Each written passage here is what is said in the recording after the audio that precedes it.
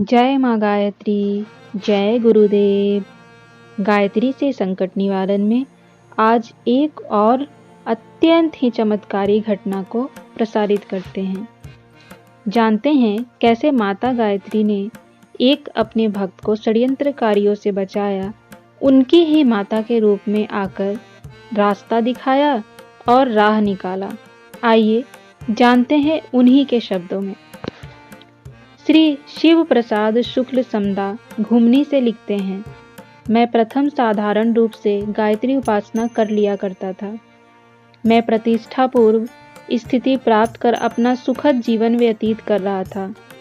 सहसा ही एक व्यक्ति ने वह स्थान अधिकृत करने के लिए, मुझे उस स्थान से च्युत करने के लिए भयंकर षड्यंत्र किया। मैंने विचार किया, देखा उसका षड्यंत्र सफल होकर मुझे प्रतिष्ठा और जीविका दोनों से वंचित कर देगा। ऐसा अनुभव करते ही मैं व्याकुल हो उठा, पर अपनी यह अंतर्व्यथा किससे कहता।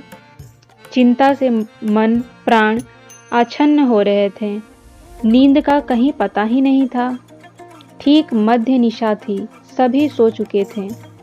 सोचा इस महान संकट का निवारण सिवाय गायत्री माता को छोड़कर और कौन करने वाला है। इतना सोचते ही मेरी आंखों से अश्रुधारा बह निकली। घंटों तक उस निस्तब्ध निशा में माँ के आगे रोता रहा। हिचकियाँ बंध गई। रोते हुए मुझे कब नींद आ गई, कुछ याद ना रहा। तुरंत देखता हूँ मेरी माता जो स्वर्गीय हो चुकी हैं, मेरे सामने खड़ी होकर कह रही हैं, बेटा चिंता क्यों कर रहे हो, दुख छोड़ो और यह माला लो। 1.25 लक्ष गायत्री जपने से तेरे संकट स्वतः ही निवृत्त हो जाएंगे। तुरंत ही आंखें खुली, देखा कहीं कोई नहीं था। ब्रह्म मुहूर्त उपस्थित था। मैंने समझ लिया कि माता के रूप में स्वयं गायत्री माता ही थी और मैं उठकर आदेश पालन करने की तैयारी में लग गया। 1.25 लक्ष का 2 अनुष्ठान किया।